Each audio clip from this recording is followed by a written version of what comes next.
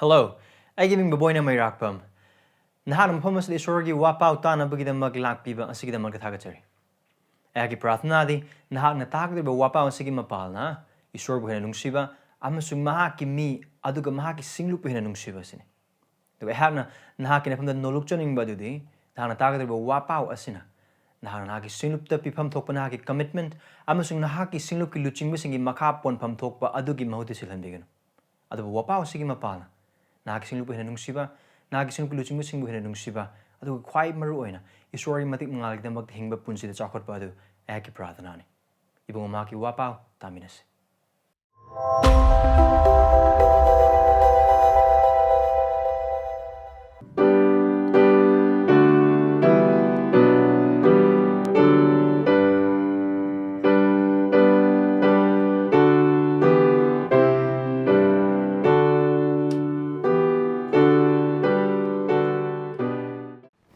Ephesians pada tara maridagina tara mangada hangdokpiyo. Ephesians chapter 6 verse 14 to 15. Adu bai koi hena gyan tanana bugidamakta ai verse 10 dagi pazarake. Roi boy na igi chilena usa ibungoda amasung ma ki akan mapanggal akan boyu. Diyabol khuzil tharang bu mayoknaba leppa ngamnaba Nakoina Esorgi lan pizet apumba setlu. Maramdi aikoina Soknaba si itongi mayoknate adubu aikoigi Soknaba si angam athausing matik leibasing amasung amamba sigi taibang pangi angam athausingi mayoktar sargagi oiba maphamsingda leiba phattaba thawaisingi mayoktani. Maramaduna phattaba numit lakpa matamda nakoina mayoknaba ngamnaba Esorgi lan pizet apumba setchilu. Aduga pumna magasi tawraba matungda nakoina chen letuna leyu. Achumba nakoigi khwangyet oina laksinduna amasung dharma chenbana nakoigi thabak khang oina haptuna chetna lepu. Ingthabagi aphaba wapao thaurang tawduna khongup kumna nakoida nakhongda upsilu. Pranados. Ipasong ngasi numita ibungo na hangmakna Kristagi mapana Kristaga amata oirbagi maramna Thajabasingna khudimakta pina bikraba nahaki lan phejet adugi matangna khoi nenemina kadori. Prabhu nahaki wahai de khoi lakchari nemna amasung nolukna aikhoi bu tambina ki thawai asengba duna. Prabhu aikhoi gi asor masing urpiu Prabhu Isor aduga aikhoi de leiba nahaki marang kaiba pangal amasung nahakna aikhoi ngona pina biraba lan phejet asigi pangal sing amasung Harb asigi mapalna aikoigi oipham tabu punsi duna ki wayes na kibutpi aikoigi asoma pangal sing kankan bi aikoigi thamoigi mit sing hena mayek seng uhanbi aduga na ki mapalna tabang panbada Kristagi mati mangal gidamak tamasung Kristagi ning thole bakena chakhon na bugidamak ta ichang thauba thajaba yaba Christian lanmi am moina tabang panbada hingjibda khubi mating pangbi Kristagi mati mangal gidamak na ki mingang gidamak Yesu Kristi ki mingdasona nizuri bani. Amen. Chilanaw sing ekhoi mamang gi nungma singdagi Ephesians taruk ki pada tara dagi khone naminare aduga harba si maru oina Ephesians taruk ki pada tara dagi na kun phauba asi maru oina Christian lan pizet haina mayamna adum khangnaba aduga yamna maming chatpa jaga mani adu ekhoi mamangi chapter 6 ki verse 10 dagina verse 13 phauba aduda aikoina umina khiba adu karino haiba taragadi am chawrang ningsing labada Christian khudingmak sing asi lan phamda leiriban aduga Christian khudingmak sing se lan mini aduna lan phamda leiba lan mi em ama oibana maram orga hiram khudingmak tagi aduga maikai khudingmak tagi saital amasung mahaki lan mi singna landari Hai bese ko na tumba haugatpadagi hauraga tumamdai phauba aduga pung kunmari numit tare ni tha chupa chahi chupa si jiba phauba Christian hek oiba numit adudagi hauraga aduna Paul aikona mamangi saruk adudasu umina khraba dugumna Paul na matamadu lam Ephesagi Thajabasingna aduga hojungna aikhoida thaugatpadu amasung thaujinbadu karin haiba oiba targadi haiba Thawaigi oiba lan asi akan balan ne aduga hairiba asida maipuna na leppa ngamnanabagidamagta thajaba oikraba khudimok sing verse 10 gi matungina ibungoda amasung mahaki akanba pangalda pangal kannabagidamagta mak thogatne now aikoina Bible gi jagasing yang matam aduga aikoina Ephesians yang pa matamda nungsibida achumba ngangnabagidamagta aduga Thawaigi amata oiba lipuna du ngangnabagidamagta kanna hornabagidamagta loina maghai adubu lanpham asida lakpa matamdadi pholna hairibasi lanmi khudingmak singse aduki matik kanna aduga aduki matik mayokna bagal loina na lan songna bagidamagta mangna thogulibase Esorgi haina akoi yekna basing nungsina ba akoi bu siratoba sing borpi na bagidamagta hai adubu asig yekna basi tongan ba yekna bane diyabol satan aduna hairibasi maipuna na thaunagal loina prabhugi pangal adu kanna leiraga hairiba lan asi mayokna nabagidamagta hai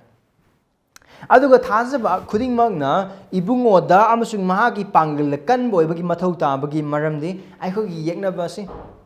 satan haibadi aikogi yeknaba asi sadong panba mi sing natte adubu sadong pandaba aikogi mitna uba ngamdaba aikoi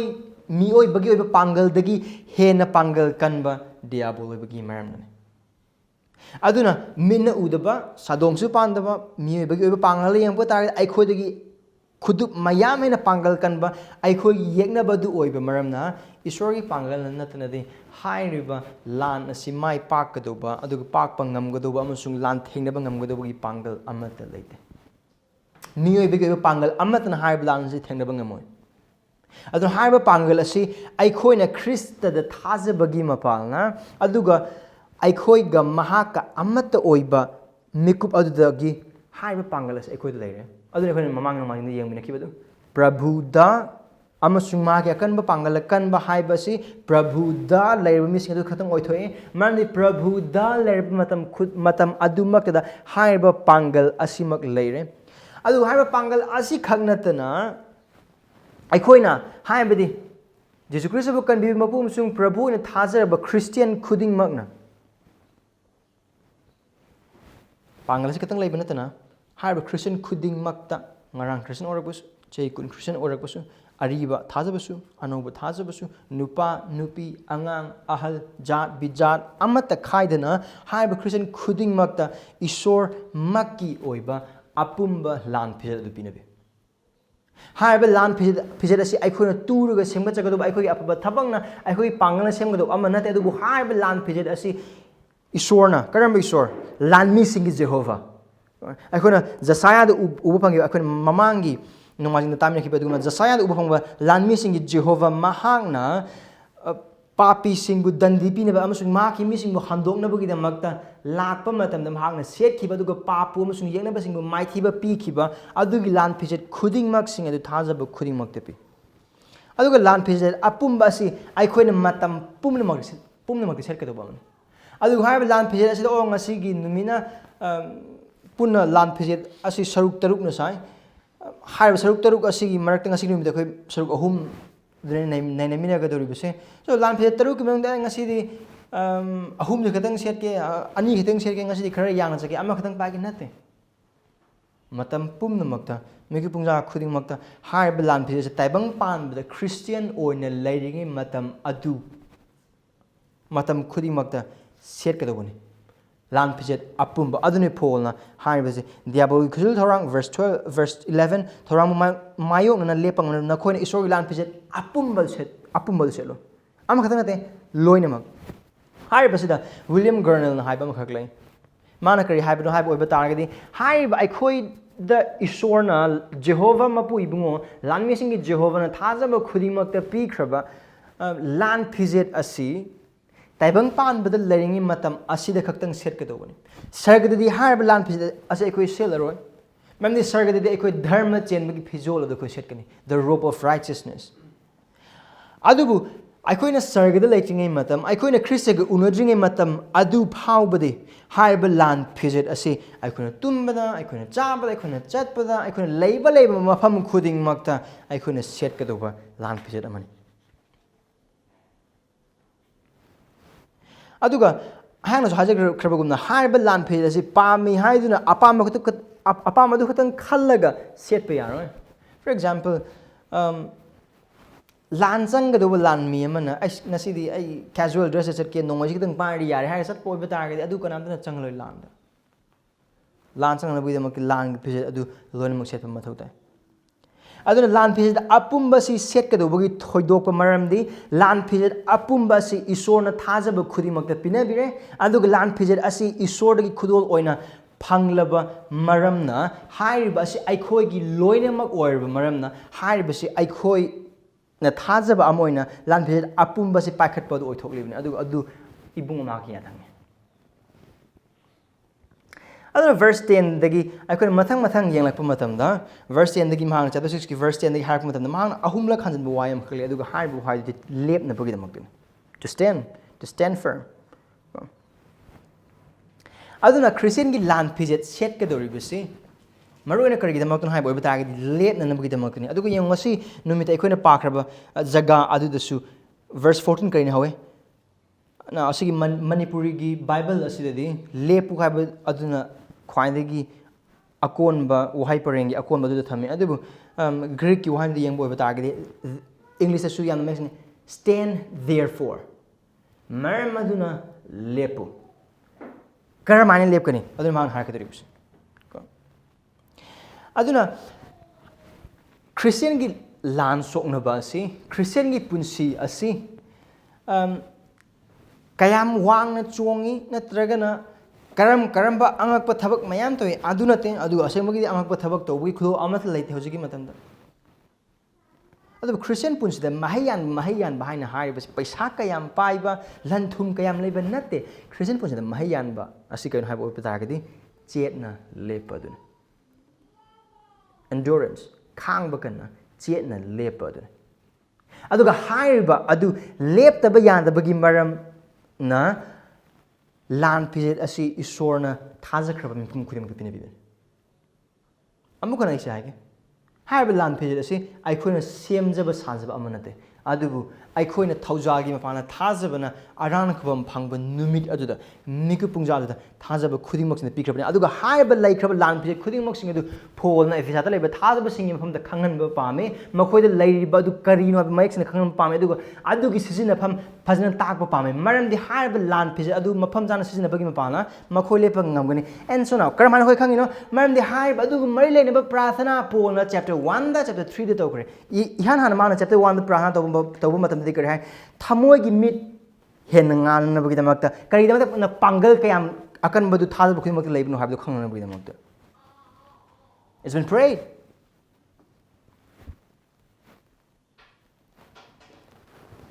aduna chile inausing haiba lan phijet aikoi da pini biribasi taibang pan basi da ai mangai haiba haina mung na bagi damakta singlup da ai mangai haiba haib una na bagi damakta nate aduga literally lorog hekta sigi lan phe sechelaga nongamda numita bo bazar chatpada thabak chatpada loina mak sechelaga au ubu mi thang haina banate adubu phattaba numit singda diyabol ga mayona na bigidamata aduga phattaba numit adu ngai bagi mathu tade haujik mak ngasi ese phattaba numit mane numit nuti khudingi mamang gi mamang su khona tamina khraba adugumna saitana ko gi thamoi nung da dum thong yeri pap to na bigidamata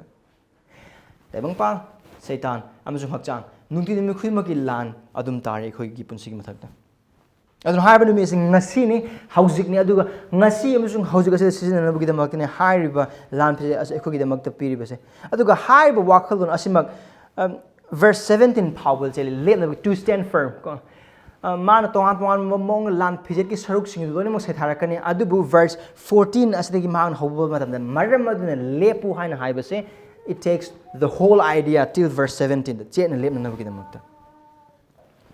aduna akona ngasi nimita pamina kraba wahi chapter 6 ki verse 14 again 15 power da akona khangmina biya ba achobal warol adu desini adu silnaw singa isen biu Thajabasingna diyabol ga mayoknana leppa ngamnaba Esorgi achumba asengba punsi amasung aphaba wapaoda yumpham oiba punsi adu hingadabani Christians should live life by God's truth in holiness and gospel grounded to stand against the devil. Aduga verse 14 dagina 15 phawbas da aikoi takak ahum thongna yengminakani verse 14 gi haurakpa 14a Esorgi achumba adu leppu. It's a command. Esorgi achumba adu leppu. Stand firm upon the truth of God. 14 gi part B Kristada dharma chelaba punsi adu nahaki asengba punsidagi uhalu. Kristada dharma chelaba punsi adu nahaki asengba punsida uhalu. Let your righteousness in Christ be seen from your holy life. Let your righteousness in Christ be seen from your holy life. Man, I am the righteousness of God in Christ. Now, I am the righteousness of God in Christ. It's wrong. In verse 15, Nahaki punsi adu aphaba wapaoda yumpham oihalu. Nahaki punsi adu aphaba wapaoda yumpham oihalu. Ground your life upon the gospel. Ground your life upon the gospel. Aduna ahanba lan pijise karino achumbagi kwangchet. The belt of truth. Now, haibisi tongan moong da Paul na Isaiah 59 gi Jehovah gi lanmi singi Jehovah gi sakta maduma ki wakhala leiba oiba targa sumhak na maru oina lauriba mami asi rom gi lanmi amagi mami ne lanjangli ba lanmi amagi mami ne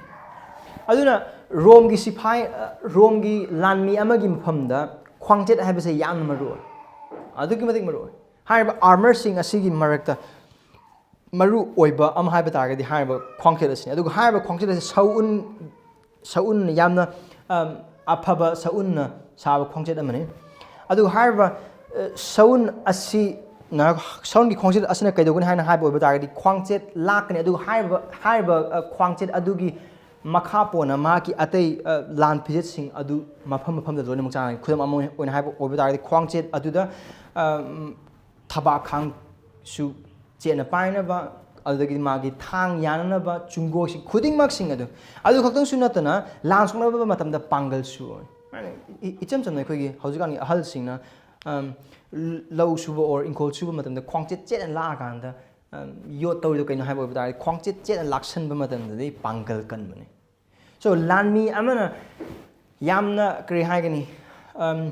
magi araybi pangal adu phudok laga yekna basing adugi mayoknana bagi damakta defense and attack ani magru tawna bagi damakta khwangchet adu mapham chana chetna lak mathau tai aduga aphaba makal khwangchet adu oiba mathau tai aduga haiba magi armor khudimok sing du khwangchet aduna loina mak phari ba ngakni khwangchet adu yawdu oiba targadi atei lehuriba lan phijet sing adu achaba amat oiroi aduga loina mak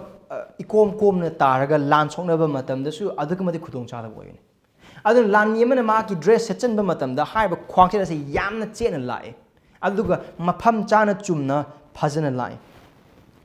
aduna Paul na haiba lan yemagi khwangchet asiga achumba ga changdam narak pa se asoiba manate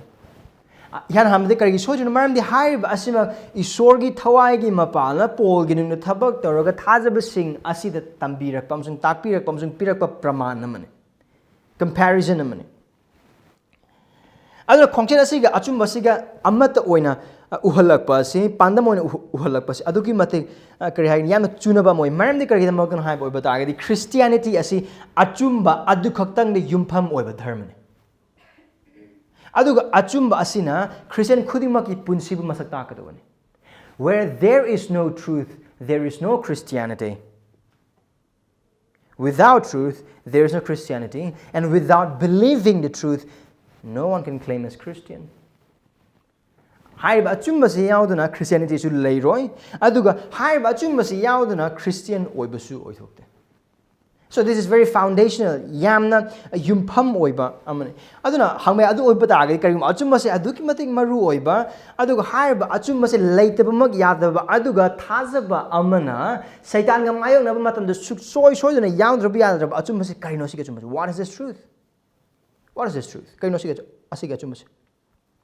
Haiba achumba se matang Ephesada pandu amadagi akuna tongan Bible gi mpham yengnudaba oiba targesu Ephesa kakting da yeng matamda haiba achumba se tongan makal gi achumba singi adubu maru oibadi is karam achumba no haiba achumba se isorna thajabasingna pinabiraba bor adugi matangda haiba achumba aduga mahaki lomba naidaba thaurang amasung lomba naidaba poram khuimosing adugi matangda mahaki pangal gi matangda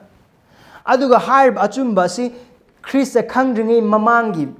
matangda tambiba amsung takpiba sing Krista karam haina khangani kari oiren adu khangbagi mapala khudingmak sing adu achumba asi thajaba ammo oina taibang pamba isor khangdaba mi singi markta karam haina leigani haibudu mayek singna taliba sing adu haib achumba si Esorgi wasakpa sing thajaba sing lekraba wasakpa sing adu haib achumba si pap ki matangda asengba punsi ki matangda adu pap tobagi man phanggadoba dandi sing adu ki matangda adu aphaba wapao ki matangda adu Hairiba achumba si Kristabu thajaba khudingmaki mathakta leiba Esorgi lengdraba wasakpasing adugi matang roiba achumane. In short, this truth is a truth of God and His revelation. Hairiba achumba si Esorgi achumba mahakna khanghanbiraba mahaki achumba mahaki wahay asini. Hairiba achumba miyebagi oiba achumba nate nangamasung aina conceive tawba achumba adugi makhal oiba achumba nate aikogi thamoina kari paune aikogi thamoina kari pamli o asi chumam ngani mamde ai chumam ngani hana khalle adugi maongi matung in achumba adu nate. Hairiba achumba asi soidaba achumba aranba leitaba achumba kanadagi tholokpa aranba amasung soidaba hongba naidaba Esorgi tholokpa. Sanctify them by your truth, say Jesus, for your word is truth. Makoibu achumba dun senganbi maramdi nahaki wahaydi achumba nen. Jesus Christ ha.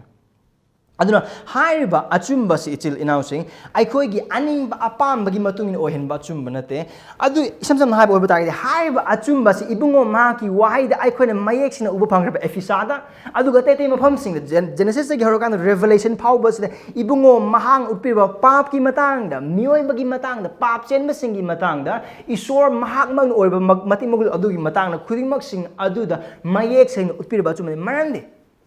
Satan aikoida attack torakpa matamda Satan landarakpa matamda landarakadoriba si hairiba ibungo maki wahay asimak hairiba asigi achumba asimak leithok lagane aikoida landarakadoriba si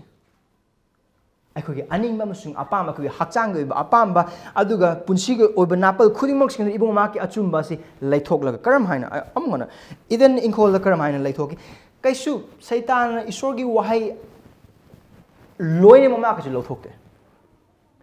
Satan if the them ki matamda Esorgi wahi adu loine ma ka lo thokte hapchan ba khaktang. Did God really say? Esorna asengba gi adu hai brane.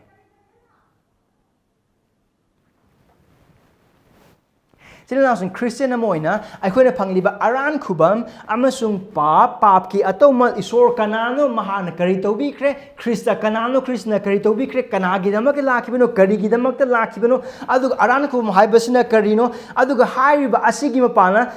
thajaraba khudingmak sing adu ibungo mahana wasak pibana kaino hairiba khudingmak sing asi chumna amasung sena khamba mathata aduna hairiba achumba asi khangnabagi damak tadi aikogi thamoi aikogi loksingda amasung gyan da yengbudu oitholai adu maki wais de yengbudu khaktangi mapana oigani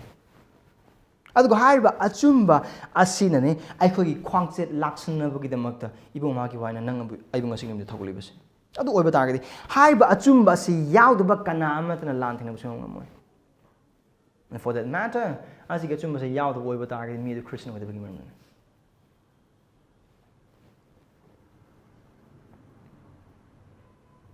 Samas na kari hagen, missing na kari hagen, Esor khang the bim munung na kari hagen, even Esor khang the bim munung na pauba, Esorgi wahi matung in the bona kari haraken, kari gum ibungo mahang chummi, hybrid chummi, me, mayam lal have over targets. Aduga ibungo mahana lale habidu lale karigumba aigi thamoine phawa chumbagumna khanmoi batagasu ꯑꯗꯨꯒ chill ꯏꯅꯥꯎꯁꯤꯡ ꯅꯪ ꯑꯃꯁꯨꯡ ꯑꯩꯈꯣꯏꯒꯤ ꯑꯁꯣꯝꯅ ꯃꯔꯝ ꯑꯣꯏꯔꯒ ꯑꯩꯈꯣꯏꯁꯦ ꯃꯤꯁꯤꯡꯅ ꯅꯨꯡꯁꯤꯍꯟꯅꯤꯡꯕ ꯃꯤꯁꯤꯡꯅ ꯑꯦꯛꯁꯦꯞ ꯌꯥꯝꯅ ꯇꯧꯍꯟꯅꯤꯡꯕ ꯃꯤꯁꯤꯡꯒꯤ ꯃꯐꯝꯗ ꯃꯁꯛ ꯑꯃ ꯇꯥꯛꯅꯤꯡꯕ ꯑꯗꯨꯒꯤ ꯑꯊꯦꯝꯕꯗ ꯑꯩꯈꯣꯏꯒꯤ ꯃꯔꯛꯇ ꯂꯩꯕ ꯃꯔꯝꯅ ꯏꯁꯣꯔꯅ ꯍꯥꯏꯕ ꯑꯣꯏꯕ ꯇꯥꯔꯒꯁꯨ ꯀꯔꯤꯒꯨꯝꯕ ꯈꯔꯗꯤ ꯍꯥꯏꯅ ꯖꯨꯒꯥꯔ ꯊꯤꯕ ꯀꯥꯡꯕꯨꯁꯤꯡ ꯑꯩꯈꯣꯏ ꯍꯦꯛ ꯑꯣꯏ ꯑꯩꯅ ꯌꯥꯝ ꯇꯣꯏꯅꯃꯛ ꯍꯥꯏꯖꯕꯗꯨꯅꯤ ꯕꯥꯏꯕꯜꯗ ꯍꯥꯏꯕ ꯑꯣꯏꯕ ꯇꯥꯔꯒꯁꯨ ꯁꯃꯥꯖ ꯑꯃ ꯄꯥꯜꯂꯤꯕꯅꯤꯅ ꯂꯩꯀꯥꯏ ꯑꯃ ꯄꯥꯜꯂꯤꯕꯅꯤꯅ ꯃꯔꯨꯞ ꯑꯃ ꯇꯤꯟꯅꯔꯨꯕ ꯀꯧꯔꯨꯕꯅꯤꯅ ꯁꯤꯅꯥꯎꯁꯤꯡ ꯏꯁꯣꯔꯒꯤ ꯋꯥꯍꯩꯅ ꯃꯌꯦꯛ ꯁꯦꯡꯅ ꯑꯃꯁꯨꯡ ꯆꯨꯝꯅ ꯅꯪ ꯑꯃꯁꯨꯡ ꯑꯩꯉꯣꯟꯗ ꯇꯝꯕꯤꯔꯕ ꯇꯥꯛꯄꯤꯔꯕ ꯑꯃꯁꯨꯡ ꯑꯣꯏꯍꯟꯅꯕꯒꯤꯗꯃꯛꯇ ꯃꯌꯦꯛ ꯁꯦꯡꯅ ꯃꯌꯦꯛ ꯂꯥꯅ ꯃꯐꯝ ꯑꯁꯤꯗ ꯍꯥꯏꯔꯤꯕ ꯃꯥꯒꯤ ꯌꯥꯊꯪꯁꯤꯡ ꯑꯆꯨꯝꯕ ꯈꯨꯗꯤꯡꯃꯛꯁꯤꯡ ꯑꯗꯨꯗ ꯑꯗꯨ ꯑꯣꯏꯇꯥꯔꯒꯁꯨ ꯍꯥꯏꯅ ꯍꯦꯛ ꯍꯥꯏꯕ ꯃꯇꯝꯗ ꯑꯩꯈꯣꯏꯅ ꯇꯧꯕꯗꯣ ꯀꯩꯅꯣ ꯍꯥꯏꯕ ꯑꯣꯏꯕ ꯇꯥꯔꯒꯗꯤ ꯈ꯭ꯋꯥꯡꯆꯦꯠ ꯑꯗꯨ ꯂꯥꯛꯁꯟꯕꯒꯤ ꯃꯍꯨꯠꯇ ꯂꯧꯊꯣꯛꯄꯅꯤ ꯑꯗꯨ ꯈ꯭ꯋꯥꯡꯆꯦꯠ ꯂꯧꯊꯣꯛꯄ ꯑꯣꯏꯕ ꯇꯥꯔꯒꯗꯤ ꯂꯣꯏꯔꯦ ꯑꯗꯨꯗ ꯀꯔꯤꯒꯤꯗꯃꯛꯇꯅꯣ ꯑꯩꯈꯣꯏꯅ ꯍꯥꯏꯔꯤꯕ ꯑꯆꯨꯝꯕꯒꯤ ꯈ꯭ꯋꯥꯡꯆꯦꯠ ꯑꯁꯤꯅ ꯑꯩꯈꯣꯏ ꯂꯥꯛꯀꯗꯧꯕꯒꯤ ꯃꯔꯝꯗꯤ ꯀꯥꯎꯒꯨꯝꯁꯤ ꯍꯥꯏꯔꯤꯕ ꯂꯥꯟꯐꯩ ꯑꯁꯤ ꯑꯩꯈꯣꯏꯒꯤ ꯅꯠꯇꯦ ꯏꯁꯣꯔꯒꯤꯅꯤ ꯍꯥꯏꯔꯤꯕ ꯑꯁꯤ ꯑꯩꯈꯣꯏꯉꯣꯟꯗ ꯏꯁꯣꯔꯅ ꯃꯍꯥꯛꯅ ꯈꯨꯗꯣꯜ ꯑꯣꯏꯅ ꯄꯤꯅꯕꯤꯕꯅꯤ ꯑꯗꯨꯒ ꯑꯩꯈꯣꯏꯅ ꯍꯥꯏꯔꯤꯕꯁꯤ we have responsible to guard on put on ꯑꯁꯤꯒꯤ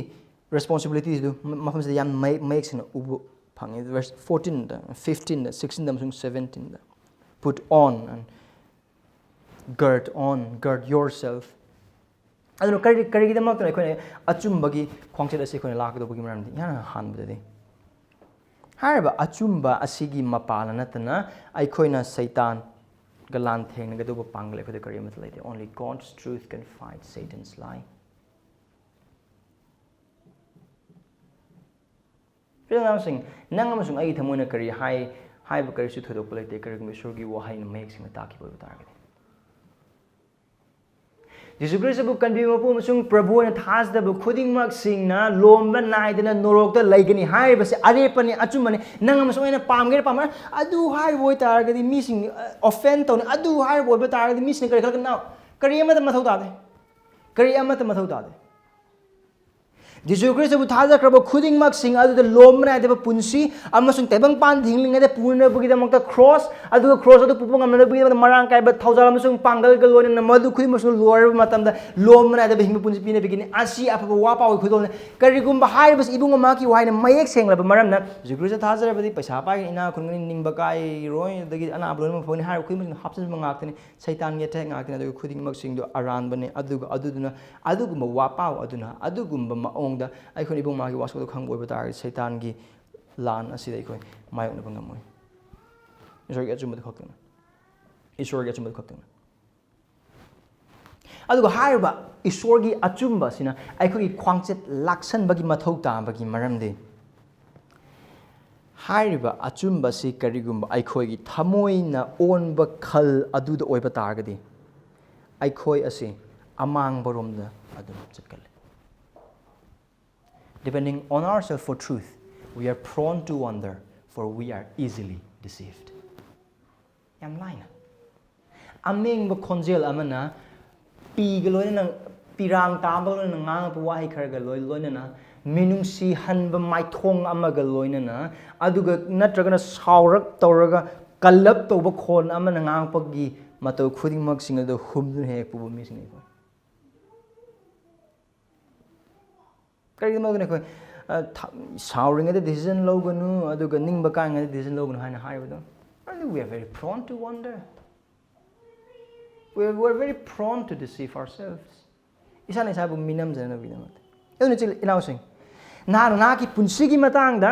ꯅꯍꯥꯛꯅ ꯊꯥꯖꯒꯗꯧꯕ ꯃꯇꯥꯡꯗ ꯅꯍꯥꯛꯀꯤ ꯄꯨꯟꯁꯤꯗ ꯆꯠꯀꯗꯧꯕ ꯌꯦꯡꯒꯗꯧꯕ ꯈꯟꯒꯗꯧꯕ ꯂꯩꯒꯗꯧꯕ ꯈꯨꯗꯤꯡꯃꯛꯁꯤꯡ ꯑꯗꯨꯒꯤ ꯃꯇꯥꯡꯗ ꯅꯍꯥꯛꯀꯤ ꯍꯣꯡꯕ ꯅꯥꯏꯕ ꯃꯤꯅꯝ ꯑꯣꯏꯕ ꯅꯪꯒꯤ ꯊꯃꯣꯏꯗ ꯊꯥꯖꯒꯗ꯭ꯔꯥ ꯅꯠꯇ꯭ꯔꯒꯅ ꯍꯥꯏꯔꯤꯕ ꯑꯔꯥꯟꯕ ꯂꯩꯇꯕ ꯑꯆꯨꯝꯕ ꯏꯁꯣꯔꯒꯤ ꯋꯥꯍꯩꯁꯦ ꯊꯥꯖꯒꯗ꯭ꯔꯥ ꯍꯥꯏꯔꯤꯕ ꯏꯁꯣꯔꯒꯤ ꯑꯆꯨꯝꯕꯁꯤꯅ ꯑꯩꯈꯣꯏꯒꯤ ꯈ꯭ꯋꯥꯡ ꯂꯥꯛꯁꯟꯕꯒꯤ ꯃꯊꯧ ꯇꯥꯕꯗꯤ ꯑꯩꯈꯣꯏ ꯏꯁꯥꯅ ꯏꯁꯥꯕꯨ ꯌꯥꯝ ꯂꯥꯏꯅ ꯃꯤꯅꯝꯖꯕ ꯃꯤꯁꯤꯡꯅꯤ ꯑꯩꯈꯣꯏ ꯏꯁꯥꯅ ꯏꯁꯥꯕꯨ ꯌꯥꯝ ꯂꯥꯏꯅ ꯃꯤꯅꯝꯖꯕ ꯃꯤꯁꯤꯡꯅꯤ ꯏꯁꯥꯅ ꯃꯔꯝꯗꯤ ꯀꯔꯤꯒꯤꯗꯃꯛꯇ ꯑꯩꯈꯣꯏ ꯏꯁꯥꯅ ꯏꯁꯥꯕꯨ ꯃꯤꯅꯝꯖꯕꯅꯣ ꯍꯥꯏꯅ ꯍꯥꯏꯕ ꯑꯣꯏꯕ ꯇꯥꯔꯦ ꯑꯩꯈꯣꯏ ꯏꯁꯥꯁꯦ ꯌꯥꯝ ꯅꯨꯡꯁꯤꯖꯕ ꯃꯤꯁꯤꯡꯅꯤ ꯑꯩꯈꯣꯏ Sometimes we struggle to push ourselves. Karigumba khara yaba jaga khara yadante andu othokde aduga haibasi phol haiba magi wakhalda lebasi Isaiah pan 13 gi pada mari amasung manga adu Messiah Jehovah gi khandoklaba Messiah adu magi khwangjet dharma chen magi khwangchet lakpa adu magi wakhalda thamla kan haiba adu mang ekhoida ai mafam asida mahak mami ta halakibasi adu oiba target haiba achumba si amakpa leitaba achumba ni ina nang amasung aigi punsina thajabada matik chaba achumba nang amasung aigi punsina haiba achumba si damak leppa da matik chaba achumba adu haiba achumba si damak ta awaba khangba sum matik chaba adugi achumba dune this is that truth haiba achumba si aikhoibu kaidau ngaida lalhaloi doba aikhoibu kaidau ngaida lamphai na puroi doba aikhoibu kaidau ngaida tongan lamida phai haloi doba adugumba achumba ne adagi damak hai bachumba sigi khwangchet nai khoi blak ka dos du ko hum subade hai bachumba sai khoi khwangchet lak ka do gi maram de hai ba achumba si hauji gi taibang pan ba asina khanari ba ai ge chumana ai ge chumana nang ge chumana nang ge chumani hai na hai ba adugumba chumba na te du leng da ba mayek seng ba achumba ne this truth unlike this world's take on truth is absolute truth. Esorgi wahina hoi haibadu hoine mai haibadu maine aduga mahaki promises kudimak singdu pol haibagumna it's always yes and amen. Karigum ibungo mahaki wahina nupi nupa lana bagi thabak tawribasing asina Esorgi ningthau leibak phangloi haina haiba oiba tagedi adu achumbane. Karigumba Esorna nupaga luhong basi pap ne nupi luhong basi pap ne hai batagedi adu pap ne karamba maong da karamaina karama makhalgi nungsinaba lairino karamba maongi mari thamlino adu kariyamatli pap tu di pap ne asengba ne this truth is absolute adu hai basi thajaba amona khoi chen leppham thoi Maramdi karigum aikhoina thajariba achumba sing Esorgi wahaina guarantee tawraba adu Esorgi wahaina chumhen utpo oiba taragedi chelna khoi thauna phagam thoi phangingba mingsing phangbo oiba taragis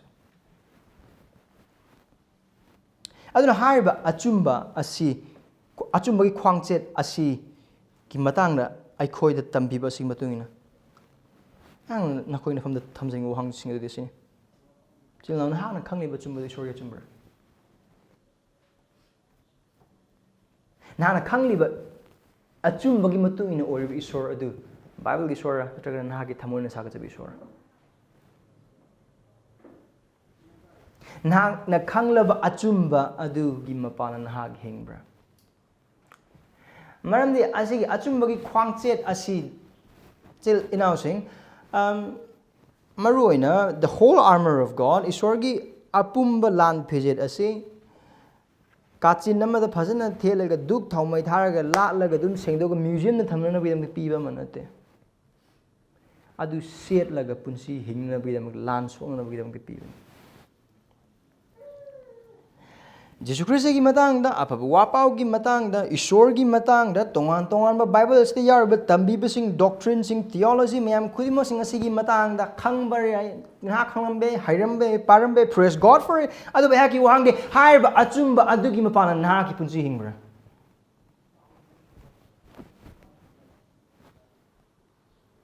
karigum achumba khudimo sing do khanglaga haibaduna nangam sung ai adu nahaki wakhal khaktang inform toba adu banagi thamoi masung khutta di yorokta oiba tagedi adu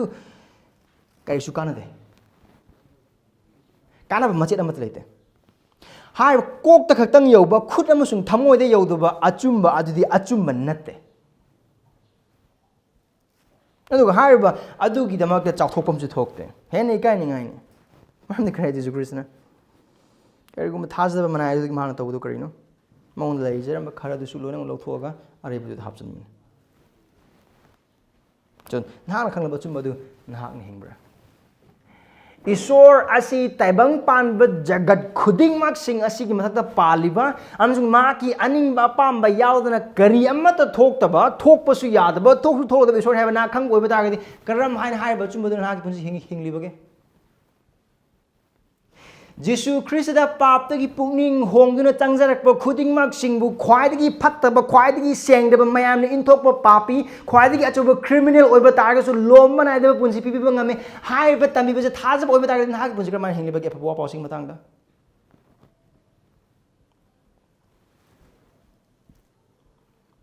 Esorgi maki asengba da lamba leitaba achumba da lamba leitaba aduga maki asengba aduda pumtong tongan ba isor adu Christ gi mapana hojik ki Thajabasingna leiminare ba isor ne hai ba achumba matama ma ko wine pu oram ba du hojik ko gi asengba ipa oire hai ba achumba sina Thajabana ha ki punsi amasung ha ki punsi kraman hingan ba Kariguma Jesu Christ gi I asina amanga haijege Jesu Christ gi I asina khwaidagi sengdaba khwaidagi ludaba mayam inthok laba pap chenba achoba criminal du kanbiba ngmani hain haibo bitagadi na ki kerle kai de leiriba mayam inthok laba isor khangdru mi adu mathakta na karma wakhal leibe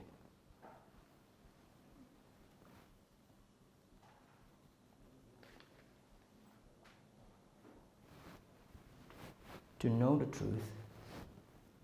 is good, but to live by it is plausible before God. Achumba khangba phaban. So khangba achumba ding pa na punsi hingba du Esorgi mamang de Esorna ikai kum da ma. Look at now say. Na ki punsi adu mayam gi midyeng gi makha gi damak ti hingbra natragana Esorgi achumba sigi makha ponengbra. Samasa yang memit yang dah, imung munung keramaian lagi ni, mati menawa ki punsi keramaian hingga ni, angang keramaian yang sengani,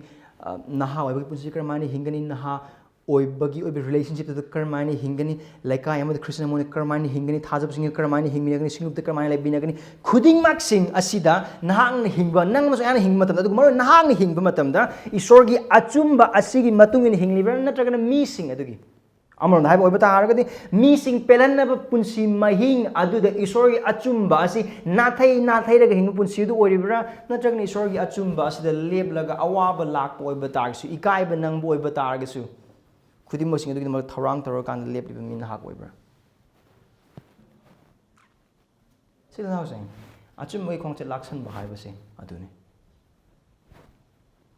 ai achumba gi khongche lei adu khak nate laksan bra langsung lagi tengok. Prithvi dah kuai lagi tangba, aduga top na power bacanghan bangam deba proof, tank proof or missile proof ke dress so later hai na hai bor batar ke so lan from the set boy tar adu kari kana bang. Prithvi dah kilometer chamanga mile chamanga kapa ngamba bullet aduga thagi ba matam da yau na pan bullet lei high boy but nongoi du pai high boy but are world most powerful weapon world most powerful arsenal lei boy but are sin the boy but are kari kanari pai gi thau thang su kan khan nong selaga thamoi but are gi kan ka thang till now na ka chum bai khong ja se laksan bra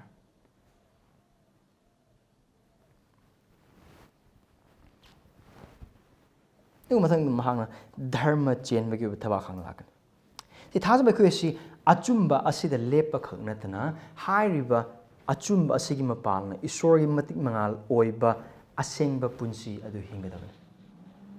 Adu kita maktene polna mahang dharma chain bagi thaba khang hai na mahang ulah ibus. Now again, amukan caman polna lauri buse Rome gi sipai amagi saktam ni. Higher tabak hang si Greek on a thorax going. Adu higher tabak hang si maning amasung mamang ni. Aphaba metal na saba, aphaba yot na saba. Adu gumba tabak hang amani. Adu higher tabak hang si ngakta gina. Paigan pau si kup ka dori. Adu ga asigi tabak hang ni maru ibidi ken higher bataga. Yang na bisinga kaplak pa ten no gira thang yalak po gira. Adu da sok na bagi damagtan. Khwaidagi hakchangi maru oiba jaga dune hariba thaba khangsne ngakli bas thamoi ko lungs, heart, khudimok aduga kariguma haiba thaba khang ase yaudbi the lan sona go oiba targadi lan mi adugi khudong thibagi chang adugi matik isam samai sibagi chang adugi henwa aduga haiba thaba khang aduga phol phom sada kari hai kari chang damne dharma chen baga chang damne aduga mafam sada haiba dharma chen baji kana gumba kharna di commentator kharna nadi aikon jesu christ bu thajaba matam da aikoi da pine biraba dharma chen ba imputed righteousness ko aikoi da hapchen biraba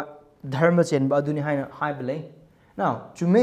jesu christ bu kan bi mapu amasung prabhu oina thajaba matam da aikoi gi pap sing du jesu christ sing on the thangatle aduga jesu christ gi dharma chen ba thajaba gi mapana aikoi da thangthar ko aduda aikoi gi pap adu our sin was imputed to Christ aikoi pap adu isor ngonda thang Christ ngonda thangale adu his righteousness imputed to us adu ka 2 Corinthians 5:17 da he became sin and we become righteousness of God mahakna pap ore aduga aikoi na thajabagi mapana isorgi dharma chenba haibudu achumba adu muhammad da haiba sidi adugi dharma chen mong imputed righteousness adu natte kari gidam no haiba obida ga di haiba du meaning du kaina inform tawe context asina yesu christ bu thada ra khudi mong dharma chen bra hoi dharma chen bane adu ga haiba dharma chen se ekoi thabak na aikoi gi aphaba thabak sing na aikoi thawong na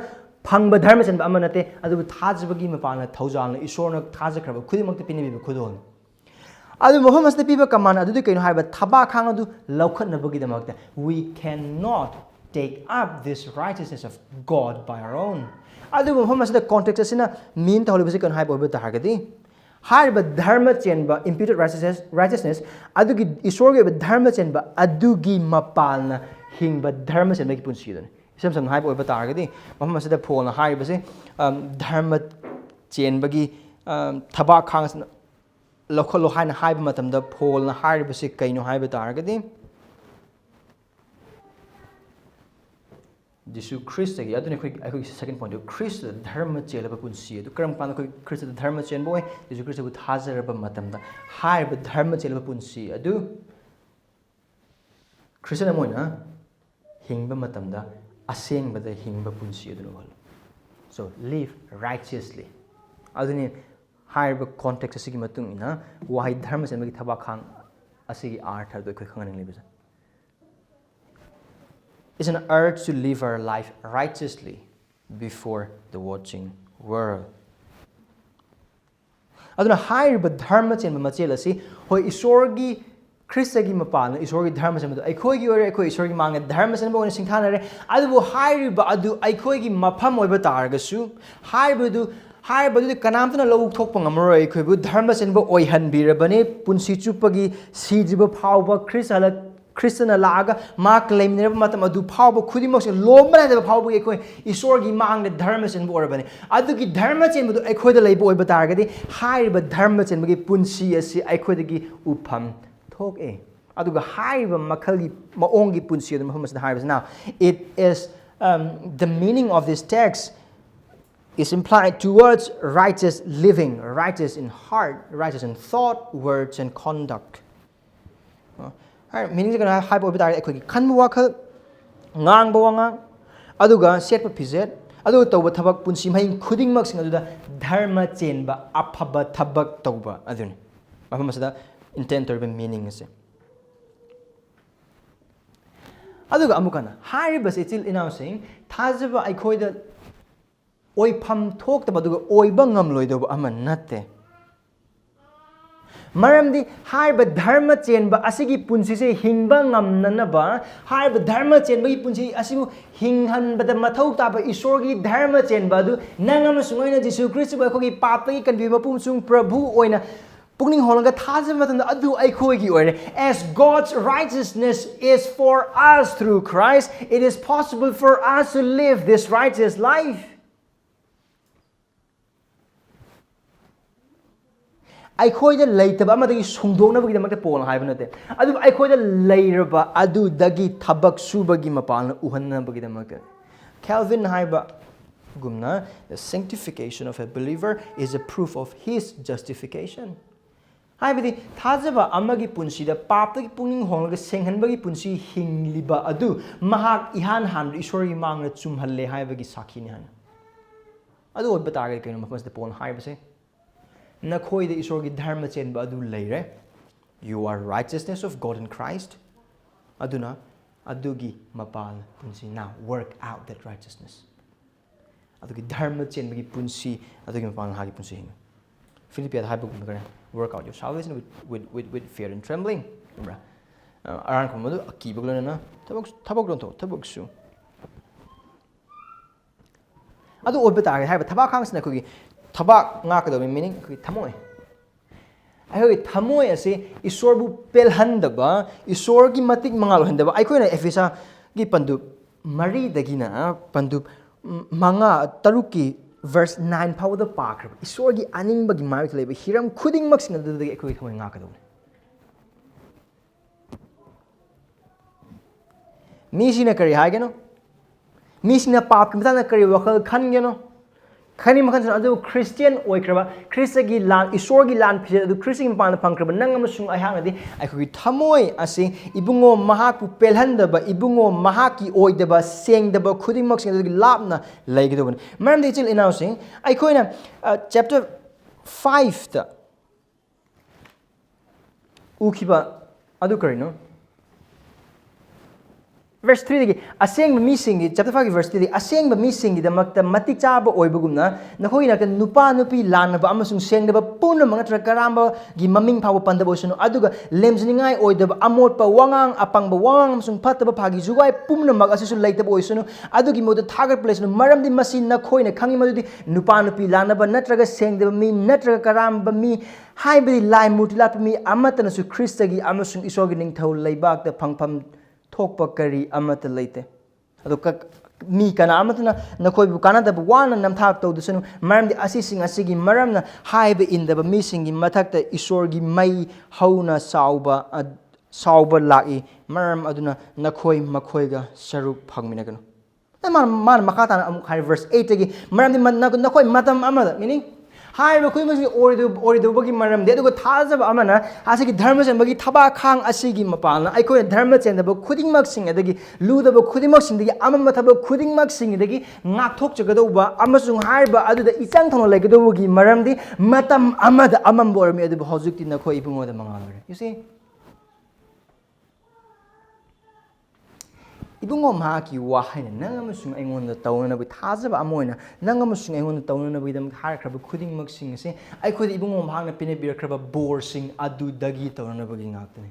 aikhoi da laitaba ma tawnana bi dam isona karisu haide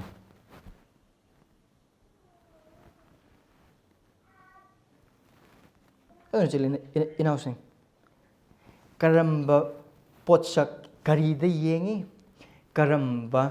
khonjel sing tari TV da karam show sing yengi Netflix ki show da kari show sing yengi internet da kari yengi karamba isai tai karamba khonjel tai aduga kana bu karamba midyeng da yengi kana bu karamba maong egi chelsina ngangli karamba maong da han makhoi gi matang da wari sanari karamba wa sing bu hen ai gi na kongse changhaningi khuding mak sing adu hai ba thaba khang asigi mapana dharma janmagi thaba khang asigi mapana ngakhok pamusung changeng mathau tai Jesse Ryle ko bisorgi thogo to pam khang na hai exact makti na te adu chok mang hai habi dosini isor na yengoi debu yenganu isor na taroi debu taganu adu ga isor na nahang na taru bisi kraino hai na hang do thaba karim da tabu adu mang hadu kaino mafam khuding makta leiba isor gi mit kauganu kanam tu udaba mafam dasu kanamata udaba mafam nakhoi anim khakki marakta ngangnambe miwadu adu isorgi mangyam mekse kanamata laite mafam da phamung no long na ta na hip kanda nat bohal khanme ya kanamata nat adu bicheli na sing aikhoi gi wakhal kana amata tahan da mong da aron mong na aikhoi na khanwa wakhal su mafam khunimak da leiba ibungo ma ki mamang da ahauba khonjel ga chat manai ai wakhal da phamung no long ne pa kan da isilina amagi matang da or mi amagi mayok da karamba la long sili khuding mak se kanam ba na khang da ye Roommate na su khangdaba yai, matai manao na hingmina matamdasu magi nupano nupiduna su khangdaba yai, Isorna khangi. Isorna ui, Isorna tai.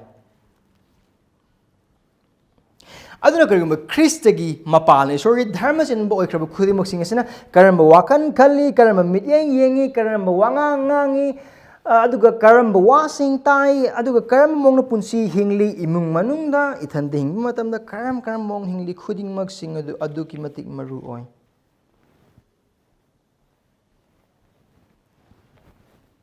Harbasing dharma chenba dun Isorgi apamas.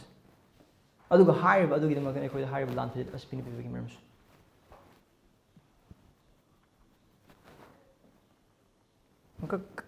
Among a curry the Mogan Sig Hermes and Magi Tabahang, I couldn't happen to women. Mam is saying the Bapunsina, I coibu, Isorgi, Aran Kubamgi, Harau Budagi, Adu Isorgi missing the Gilana Putwe. It is our unholiness that drives us away from the people of God, from the joy of salvation. And from God. I could consider labor. A wabasing, I do. I heard Tamoy Nunang when Potam Hanga Kudding Maxing say. I could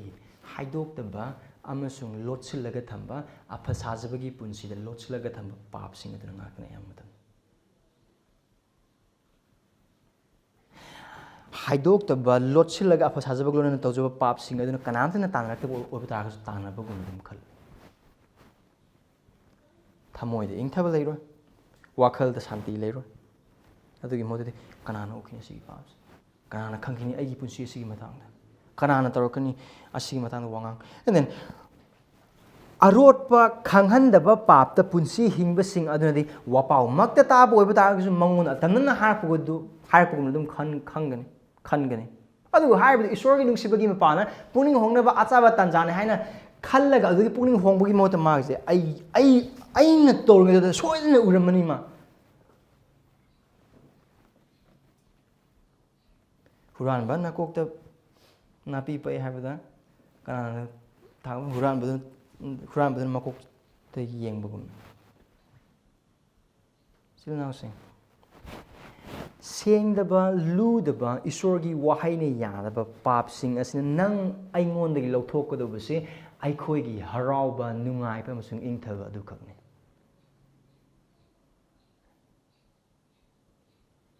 Kana amat later mapam the P tong the Hiram sing Yang Bagi Nungai, the Ngai Haktangin. Adubu high river pap uduna maram or a pauhan gadoba ikai bams nunang but the aduki matiksa. High river paps in the saying the baludable kudimoxing aduna maram or hand has a crab aran kumgi harabu equity kanghale. Thajabasingna Tamosing Lonebangam Hande, Aduga, Isorn Aibunung Sidrabagumna Kalhale. See, Asigum Quimax and say Amuk Satan, Hunata on a season or a can and a season or a cushion. Oh, Sornamunum Simmer? Oh, Lord, Nang Christian Namor and come on, do him. Carmine was on Nusi to my target. I don't walk in a Kirakan, asking with Tamoy saying, Esorgi Mang, the lands able copy, amasung, carrying with Thajabasingna, now sing the Papa of the Ibu copy, SG Paps Nangi, Margot, Crabing, Nak behind higher kind of lower kind of fellowship of this Hagarkado, Amasung, Arankum, Giharau, Nungai, Badu, Amuhana, Esorgi from that Nigedo, Kuimos in the Natana, Pumbas in the Yarroy, Pratana, Esorgi, Wai, Pararoy, Tap, Lam to like the Marmorga. Mount the Harabu with a punkang kang to power them talking. Say, I do say Tang Yapam. I do the Marmorgan, Nangamusung, I coita, asengba, punsi, hingba, matau tabas. Esorgi mang the hingba, sengba punsi. I do hire Dharmas and make tabak hang a sing. I coin asengbagi punsida, I could be young, but Thajabasing, even Manung sing, couldn't mark sing among I could get asengbagi Dharmas and Pusi Himbagi Matau Tabagi Maramdi, I coy a see Chris the Dharma chen or Adugi Saki or Bagimam. If we are the righteousness of God in Christ, that righteousness should be evident by our righteous life.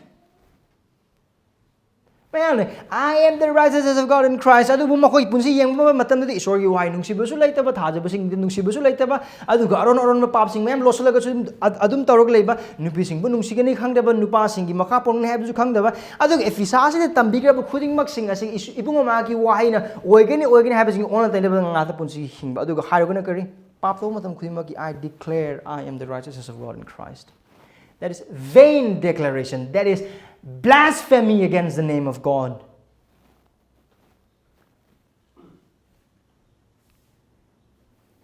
Asengba punsi asi mangliba Thawaisingda Esorgi achumba aduga pangal leiba sakhini. Adugi the maktina ikoina dharmasinbagi thaba khang asida dharmasinbagi punsi adu masak thokna hingadabagi maramde.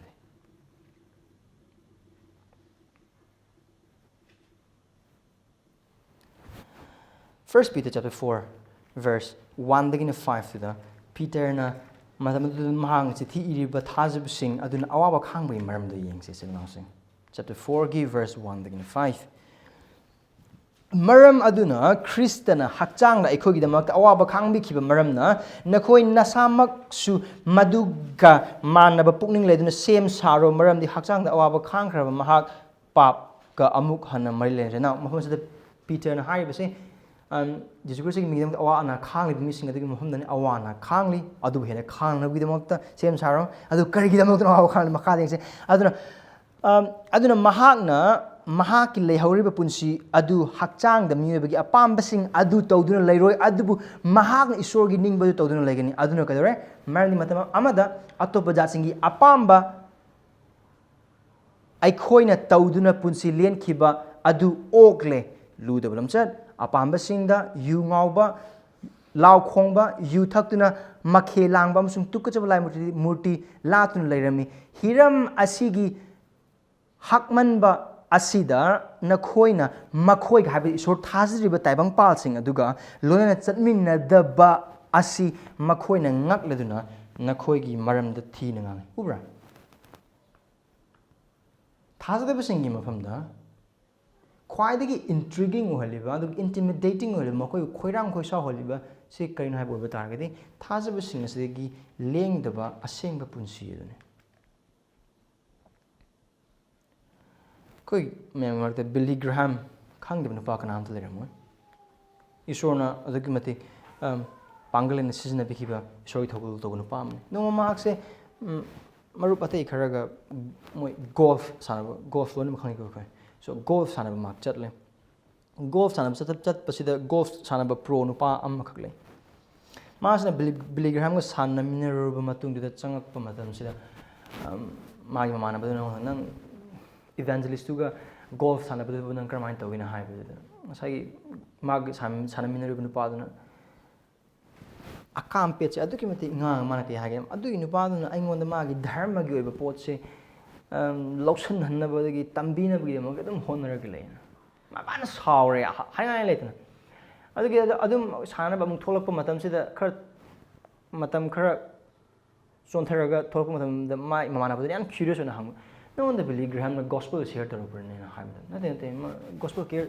shared to open the calculated. None of the worries, however. Put up worries on the term than worries on the brow. I'll lose Karim the Sunday. I look at Carino.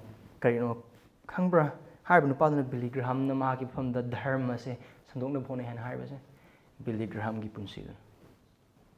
Mapa Wapos of the Gunate. Christianity Matang Ma Wari Kasusanade, Adamagi Wangang, Magi Sanga, Magi Pizet, Magi attitude, Magi Hiram Kudimaxing, I don't know, Esor Tazdava, as I golf and never pro nupa the intimidate. His life to speak louder.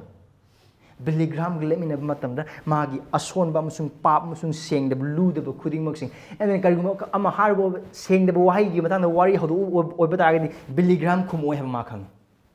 Harbo Manung, the Dum Chakna, Dum Sauraga, Karim the Tozartaba, Billy Graham, the other Mass House of the Reader. You see? See now, Nahaki Punsido, a saying when marked over. Is your life marked by purity? Now I can walk and walk ngang washing the Aduga nahakna hingba punsi mahingda. Is your word, your thoughts, your conduct marked by purity?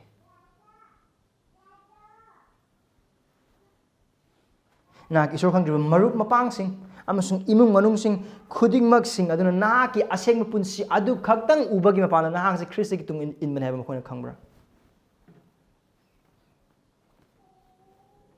Isor khangdringai matamda loinra manangdi isor khangdaba marup mapangsing aduna sanaramba wari sing adu nahan isor khangle haiba matam masida phawbada ningai ba leitena masung mapak nai deba masung isor ki matik mangal oida wari sing nahaki na mang adum wari saba ngambagi maong leibra.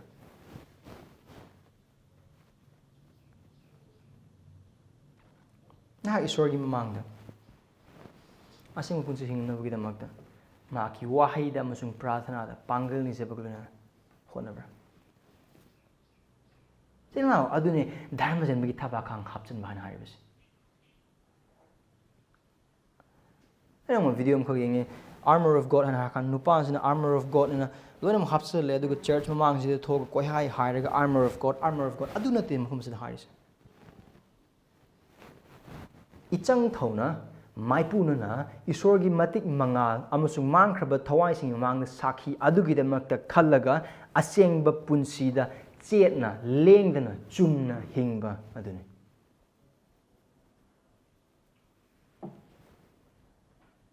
Is your life marked by holiness?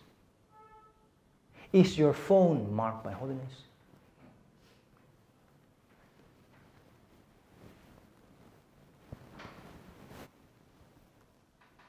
Mas nahang na kari yeng hep jaksin bi nahang na kari wangang ang hep jaksin bi kari ne hena taningi kari ne hena yengningi kari ne hena ngangningi jaksin bi kari gum nahang hena ngangning liba hena taning liba hena yengning liba hena tauning liba du Esorgi matik mangal na tab aseng mo oida hiram sing orbita agadi pungning hongbi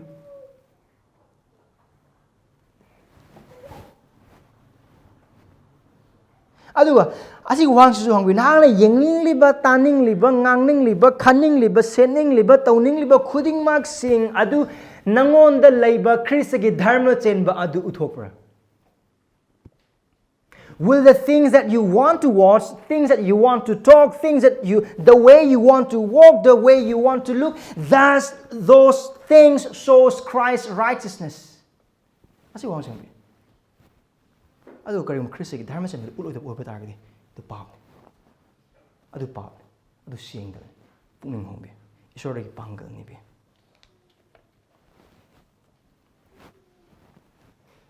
adu go hairiba achumba gi khwangchet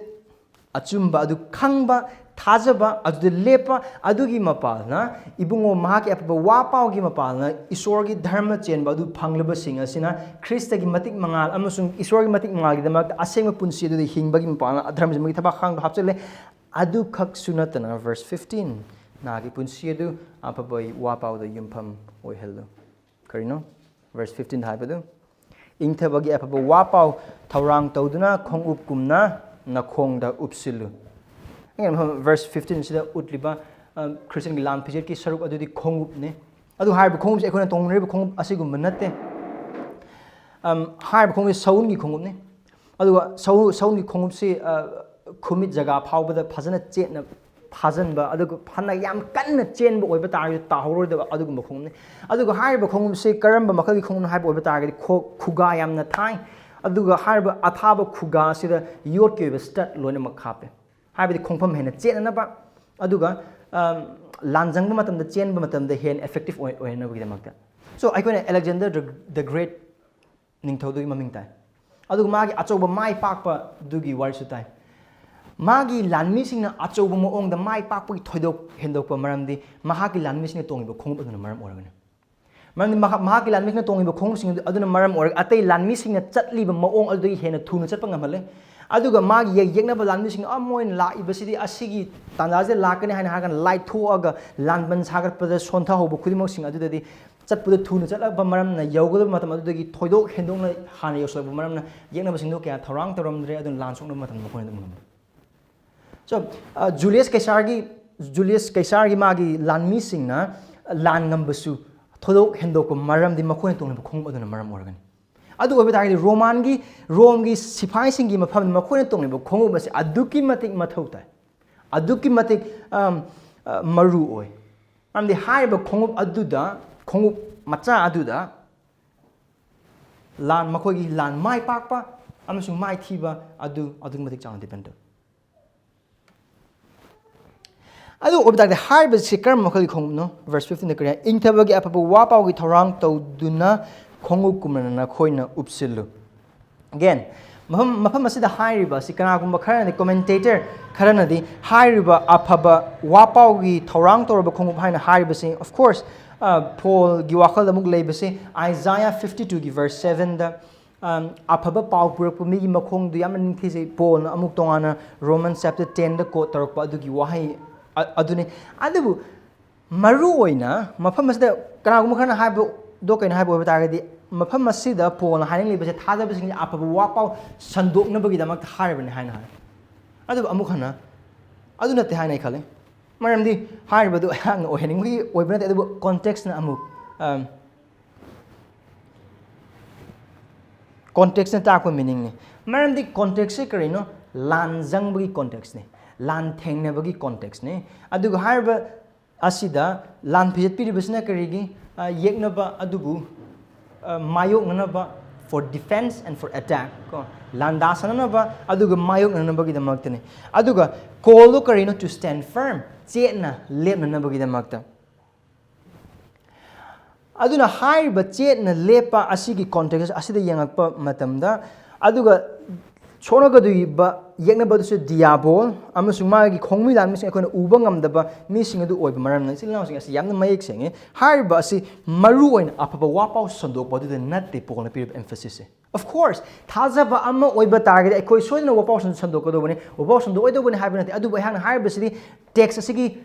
meaning duni text asi the Paul na intent of meaning duni han haiba se Christian ama oiba targadi hoi ekoi aphaba wapau gi damak te lep matamda aphaba wapau sing haido kani sandok kani soidna sandok pham thoe thajaba khuding mang na mang khaba thawa sing aphaba wapau sandok pham thoe maram de aphaba wapau adu khaktang na ai khoi bu Esorgi lakadab asau bodu di kanbiba ngame adu ga mang khaba thawa sing bu kanbiba ngame Esorga sangdana biba ngame dharma chen bu hen biba ngame adu ga Esorgi mapal naidrba Thawaigi oiba bor khuding mak sing thajaba khuding mak ta haiba aphaba wapau sing pal biba adu achumbani adu ga aphaba wapau sandokpa si Christian oikraba khuding mak singi amata ngairba tawdaba yadaba thawda ngakne kayo lekai da thabok sufamda aidi wangang baite adu excuse na every Christian should and must preach the gospel adabu text asida Paul harak matamda maru oina Thajabasingna si aphaba wapau de establish tona bagi damakne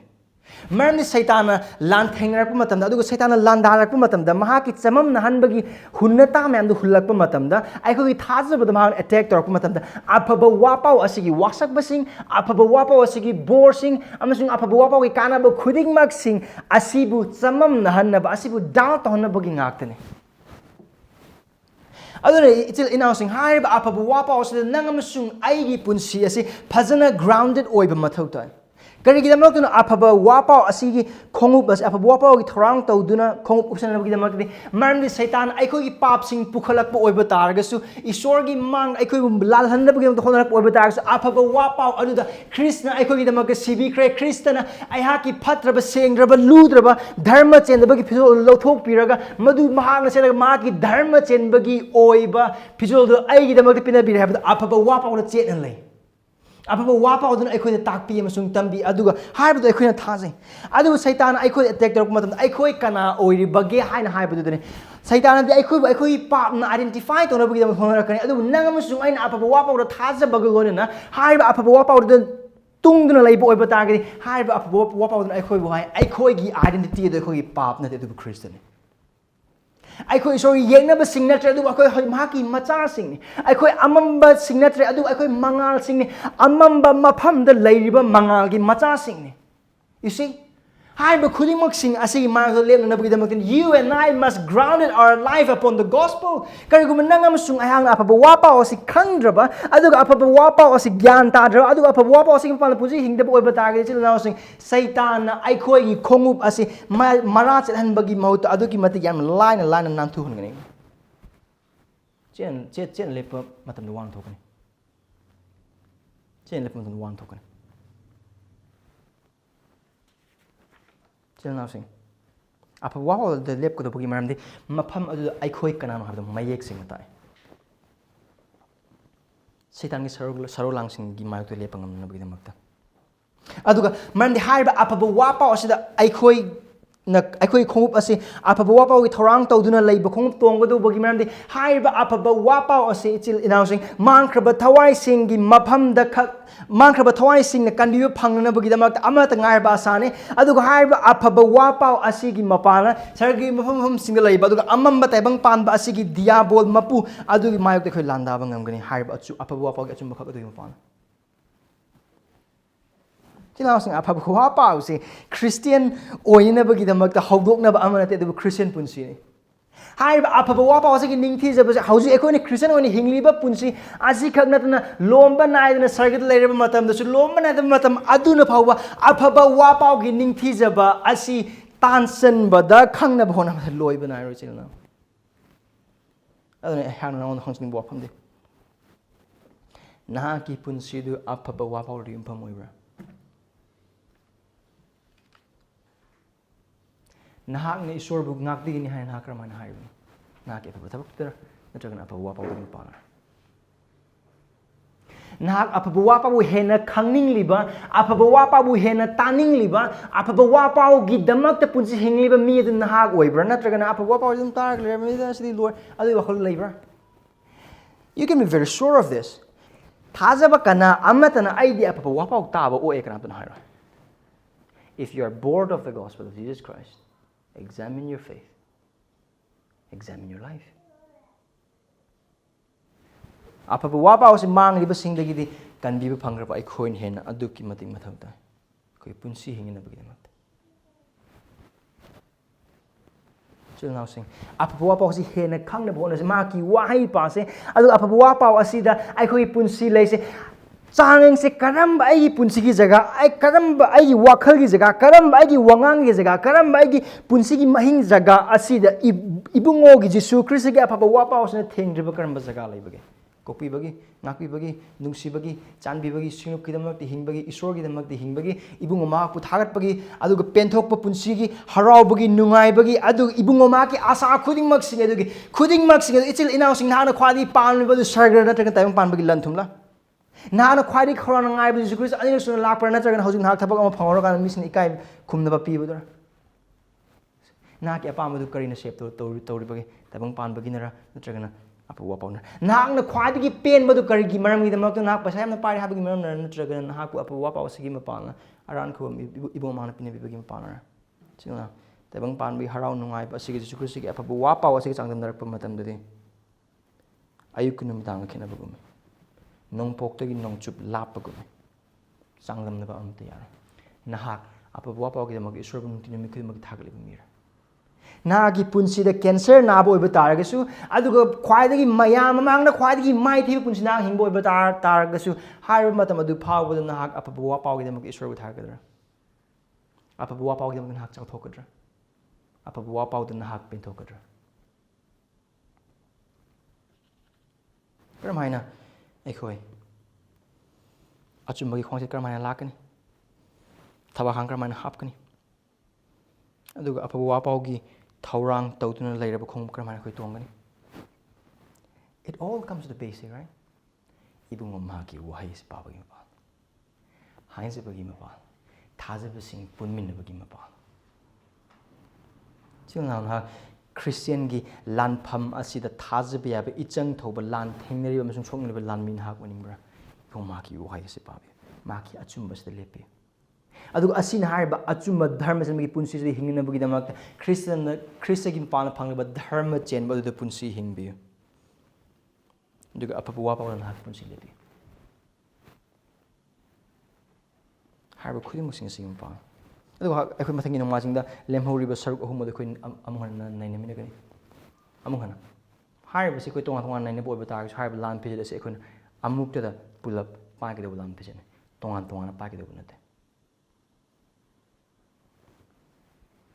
ꯏꯁꯣꯔꯅ ꯑꯩꯈꯣꯏ ꯈꯨꯗꯤꯡꯃꯛꯀꯤ ꯊꯛꯇ ꯍꯥꯏꯔꯤꯕ ꯂꯥꯟ ꯐꯤꯖꯦꯠꯀꯤ ꯁꯔꯨꯛꯁꯤꯡ ꯑꯁꯤ ꯄꯥꯏꯈꯠꯆꯕꯗ ꯆꯠꯂꯤꯕ ꯄꯨꯟꯁꯤ ꯑꯁꯤ ꯂꯩꯔꯤꯕ ꯃꯈꯩ ꯁꯩꯇꯥꯟꯒꯤ ꯂꯥꯟ ꯊꯦꯡꯅꯖꯕꯗ ꯂꯥꯟ ꯐꯤꯖꯦꯠꯁꯤꯡ ꯑꯁꯤ ꯄꯥꯏꯈꯠꯆꯗꯨꯅ ꯊꯥꯖꯕ ꯌꯥꯕ ꯂꯥꯟ ꯁꯣꯛꯅꯔꯤꯕ ꯈ꯭ꯔꯤꯁꯇꯟ ꯑꯃ ꯑꯣꯏꯕꯗ ꯑꯩꯈꯣꯏꯕꯨ ꯏꯁꯣꯔꯅ ꯃꯇꯦꯡ ꯄꯥꯡꯕꯤꯁꯅꯨ ꯑꯃꯦꯟ ꯄ꯭ꯔꯥꯊꯅꯥ ꯇꯧꯁꯤ ꯏꯄꯥ ꯅꯍꯥꯛꯅ ꯑꯩꯈꯣꯏꯒꯤ ꯐꯝꯗ ꯅꯍꯥꯛꯀꯤ ꯂꯥꯟ ꯐꯤꯖꯦꯠ ꯄꯤꯅꯕꯒꯤꯗꯃꯛ ꯊꯥꯒꯠꯆꯔꯤ ꯄ꯭ꯔꯚꯨ ꯍꯥꯏꯔꯤꯕ ꯂꯥꯟ ꯐꯤꯖꯦꯠꯁꯤꯡ ꯑꯁꯤꯒꯤ ꯃꯄꯥꯟꯅ ꯑꯩꯈꯣꯏꯅ ꯍꯤꯡꯈꯤꯗꯕ ꯑꯩꯈꯣꯏꯒꯤ ꯄꯨꯟꯁꯤ ꯑꯗꯨꯒ ꯍꯥꯏꯔꯤꯕ ꯂꯥꯟ ꯐꯤꯖꯦꯠꯁꯤꯡ ꯑꯁꯤ ꯑꯩꯈꯣꯏꯅ ꯁꯤꯖꯤꯟꯅꯗꯅ ꯑꯩꯈꯣꯏꯒꯤ ꯄꯨꯟꯁꯤꯅ ꯀꯣꯝꯊꯣꯛꯅ ꯑꯃꯁꯨꯡ ꯅꯤꯡꯉꯥꯏꯗꯅ ꯍꯤꯡꯈꯤꯕ ꯄꯨꯟꯁꯤ ꯑꯗꯨꯒꯤꯗꯃꯛꯇ ꯑꯩꯈꯣꯏꯕꯨ ꯀꯣꯛꯄꯤꯌꯨ ꯉꯁꯤꯒꯤ ꯅꯨꯃꯤꯠꯇ ꯅꯍꯥꯛꯅ ꯑꯩꯈꯣꯏꯗ ꯅꯍꯥꯛꯀꯤ ꯂꯥꯟ ꯐꯤꯖꯦꯠ ꯑꯁꯤꯒꯤ ꯀꯥꯟꯅꯕ ꯑꯃꯁꯨꯡ ꯃꯊꯧ ꯈꯨꯗꯤꯡꯃꯛꯁꯤꯡꯗ ꯑꯩꯈꯣꯏꯗ ꯏꯕꯨꯡꯉꯣ ꯅꯍꯥꯛꯅ ꯎꯠꯄꯤꯔꯦ ꯄ꯭ꯔꯚꯨ ꯅꯍꯥꯛꯅ ꯑꯩꯈꯣꯏꯗ ꯈ꯭ꯔꯤꯁꯇꯒꯤ ꯏꯒꯤ ꯃꯄꯥꯟꯅ ꯄꯤꯅꯕꯤꯔꯕ ꯅꯍꯥꯛꯀꯤ ꯂꯥꯟ ꯐꯤꯖꯦꯠ ꯑꯁꯤ ꯑꯩꯈꯣꯏꯅ ꯁꯦꯠꯆꯤꯟꯖꯗꯨꯅ ꯑꯩꯈꯣꯏꯅ ꯂꯥꯟ ꯐꯤꯖꯦꯠ ꯑꯁꯤꯒꯤ ꯃꯄꯥꯟꯅ ꯂꯥꯟ ꯊꯦꯡꯅꯖꯕꯗ ꯑꯩꯈꯣꯏꯕꯨ ꯃꯇꯦꯡ ꯄꯥꯡꯕꯤꯌꯨ ꯅꯍꯥꯛꯀꯤ ꯄꯥꯡꯒꯜꯗ ꯑꯀꯟꯕ ꯑꯣꯏꯖꯗꯨꯅ ꯌꯦꯛꯅꯕꯒꯤ ꯑꯃꯁꯨꯡ ꯁꯩꯇꯥꯟꯒꯤ ꯁꯔꯨꯂꯥꯡꯁꯤꯡꯗ ꯂꯦꯞꯆꯗꯨꯅ ꯁꯤꯕ ꯐꯥꯎ ꯊꯥꯖꯕ ꯌꯥꯕ ꯑꯣꯏꯅ ꯆꯦꯠꯅ ꯂꯦꯞꯆꯕ ꯅꯆꯥ ꯑꯃ ꯑꯣꯏꯖꯕꯗ ꯑꯩꯈꯣꯏꯕꯨ ꯃꯇꯦꯡ ꯄꯥꯡꯕꯤꯌꯨ ꯄ꯭ꯔꯚꯨ ꯁꯩꯇꯥꯟꯅ ꯃꯥꯏꯀꯩ ꯈꯨꯗꯤꯡꯃꯛꯇꯤ ꯑꯩꯈꯣꯏꯉꯣꯟꯗ ꯂꯥꯟꯗꯥꯔꯦ ꯑꯗꯨꯕꯨ ꯊꯥꯒꯠꯆꯔꯤ ꯃꯍꯥꯛꯀꯤ ꯄꯥꯡꯒꯜꯕꯨ ꯃꯥꯏꯊꯤꯕ ꯄꯤꯕ ꯉꯝꯕ ꯅꯍꯥꯛꯀꯤ ꯄꯥꯡꯒꯜ ꯑꯃꯁꯨꯡ ꯅꯍꯥꯛꯀꯤ ꯂꯥꯟ ꯐꯤꯖꯦꯠ ꯑꯩꯈꯣꯏꯒꯤꯗꯃꯛꯇ ꯄꯤꯅꯕꯤꯕꯒꯤꯗꯃꯛ ꯑꯩꯈꯣꯏꯕꯨ ꯆꯦꯠꯅ ꯂꯦꯞꯄꯗ ꯃꯇꯦꯡ ꯄꯥꯡꯕꯤꯌꯨ ꯖꯤꯁꯨꯒꯤ ꯃꯤꯡꯗ ꯑꯃꯦꯟ